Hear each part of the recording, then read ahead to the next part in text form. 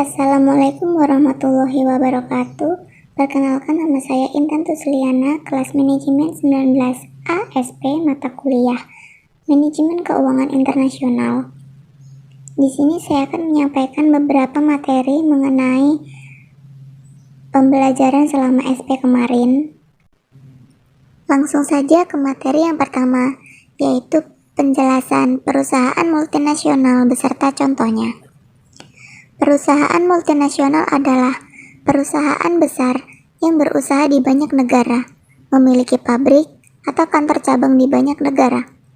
Perusahaan multinasional memproduksi barang di satu negara dengan peralatan modal yang dibiayai oleh dana yang dihimpun di sejumlah mata uang yang berbeda, melalui penerbitan sekuritas kepada investor di banyak negara, dan kemudian menjual produk jadi kepada pelanggan di negara-negara lainnya. Contohnya KFC, Google, MCD, dan Asus. Yang kedua yaitu kegunaan kurs untuk perusahaan multinasional.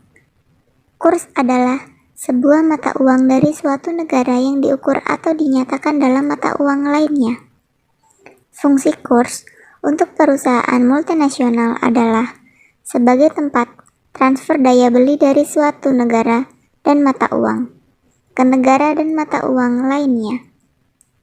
Transaksi valuta asing dilakukan untuk mengurangi risiko dan juga mencari keuntungan jangka pendek dari selisih kurs.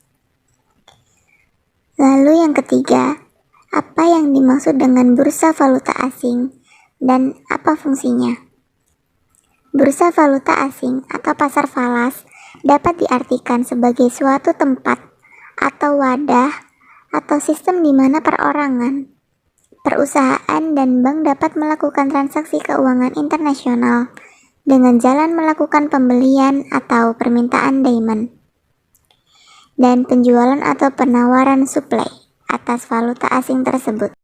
Fungsi bursa falas adalah memperlancar pembayaran internasional dan perdagangan internasional sebagai alat pengendali kurs, melakukan hedging sebagai sarana dalam pemindahan dana yang dilakukan antar negara yang memiliki mata uang berbeda.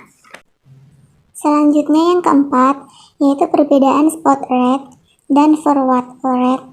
Berikan contoh langsung pada perusahaan multinasional. Spot rate adalah pembelian atau penjualan mata uang asing dengan kurs yang berlaku pada pasar spot. Kurs di pasar spot ditentukan oleh penawaran dan permintaan terhadap mata uang asing di pasar antar bank. Contohnya, nasabah memerlukan $10.000 Amerika Serikat untuk pembayaran transaksi internasional. Kemudian ada kesepakatan terhadap pihak bank ketika dolar naik, rupiah turun.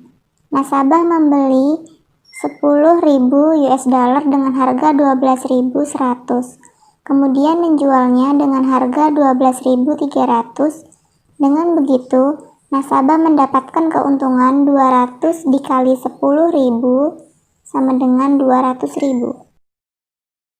Selanjutnya, transaksi forward adalah transaksi pembelian dan penjualan mata uang asing dengan kurs forward yang ditetapkan saat transaksi dilakukan. Kurs forward dihitung berdasarkan kurs spot dan perbedaan tingkat bunga antara kedua mata uang yang ditransaksikan. Contoh, kurs spot US dollar atau Indonesia rupiah 12.000. Kurs forward US dollar atau Indonesia rupiah 12.300. 1.000 US dollar dikali 12.300 sama dengan 12.300.000. Bank X harus menyerahkan 1.000 US dollar kepada nasabah. Pada kasus ini, berapapun kurs US dollar atau Indonesia rupiah pada saat kontrak forward jatuh tempo, nasabah hanya akan membeli dolar Amerika dengan kurs US dollar atau Indonesia rupiah 12.300.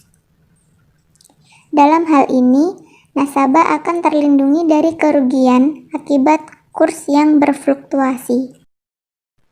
Selanjutnya, yang kelima, yaitu penjelasan mengenai kondisi paritas internasional. Kondisi paritas internasional merupakan sejumlah kondisi keseimbangan di pasar valuta asing terkait dengan faktor-faktor yang mempengaruhi kurs suatu mata uang.